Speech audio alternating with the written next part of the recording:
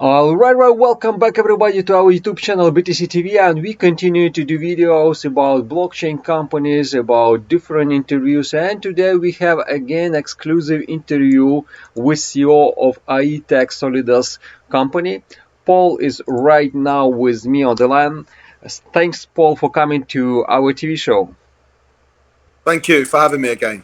Okay, Paul, we made our first video interview approximately 3 months ago, and I bet that, because blockchain business is moving so fast, can you kindly remind what is this Solidus ITech is all about, especially for new subscribers, for new members, to understand what is this project is all about?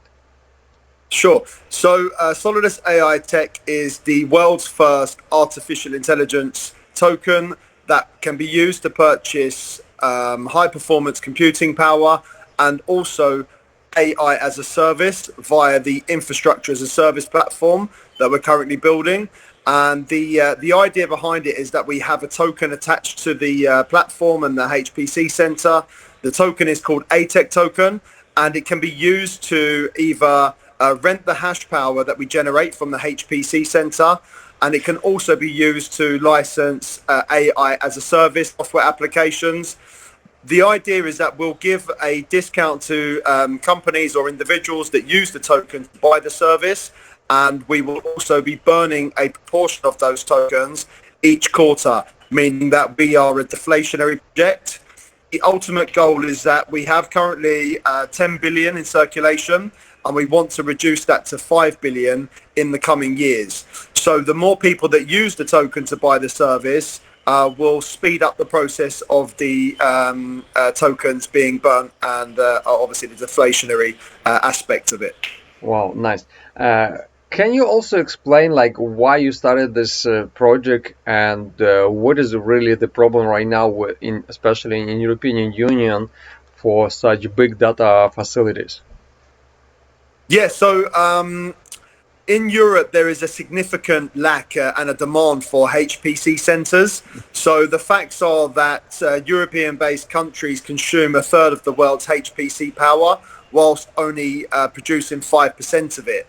So there is a real need, and this is why we have decided to kind of shift our focus on the artificial intelligence side of things.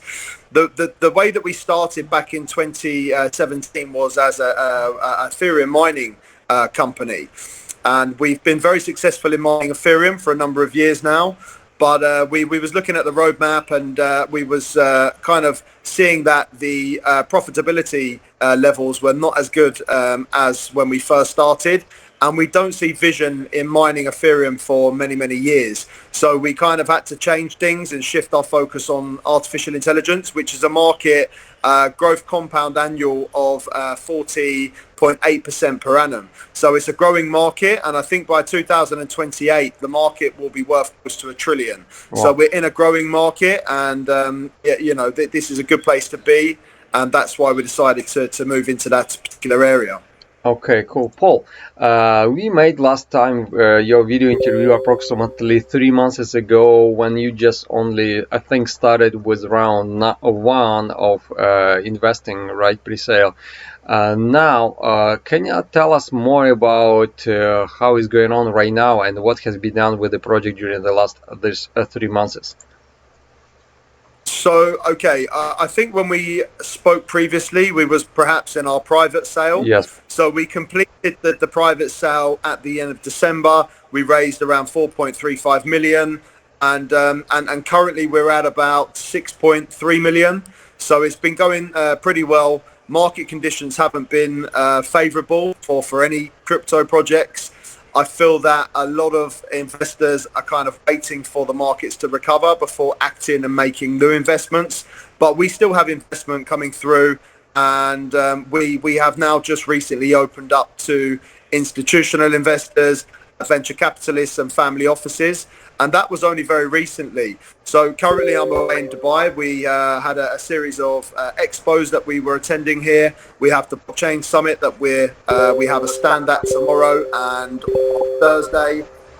So we have a lot of interest. We've been networking here. There's a lot of crypto enthusiasts and also larger scale investors that are looking to secure positions in companies like ours.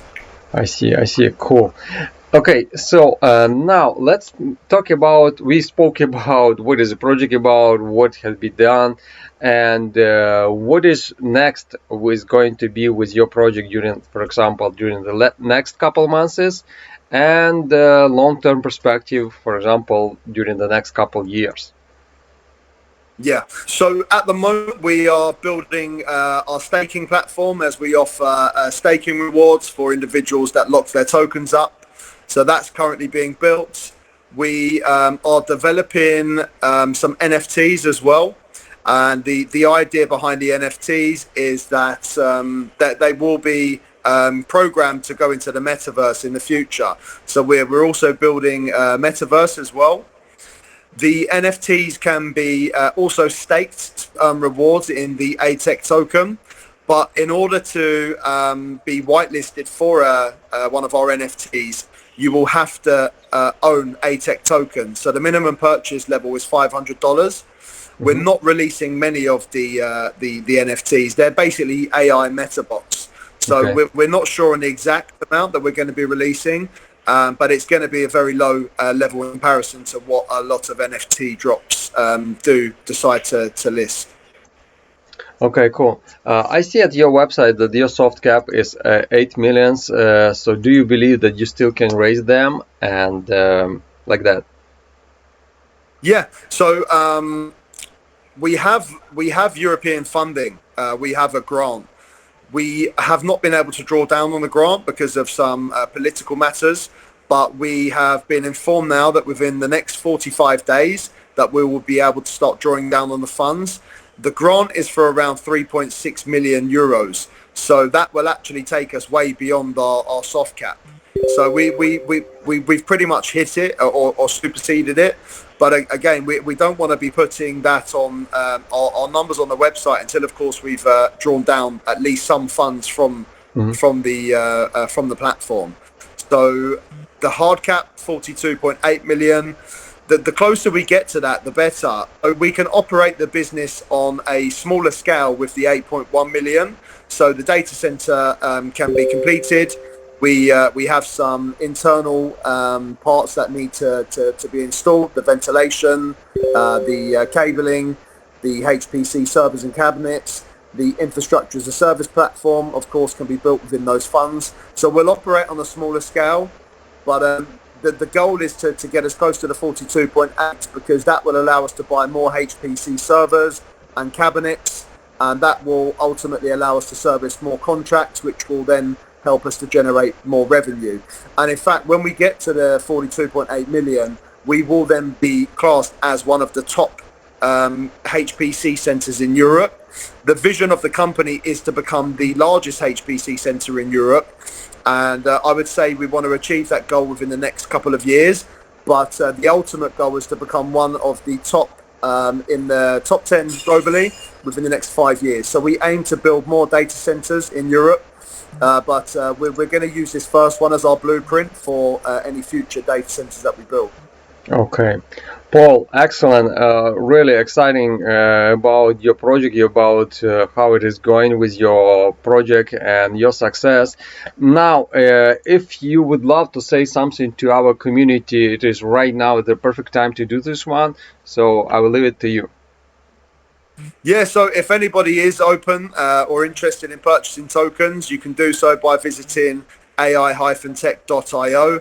The minimum is $500. We do have a price increase by 5% on the tokens price every Tuesday morning at 8:30 a.m. UTC. So anybody who wants to buy sooner is better because you don't want to be paying more for the tokens. We are aiming or scheduling our listing for the beginning of June.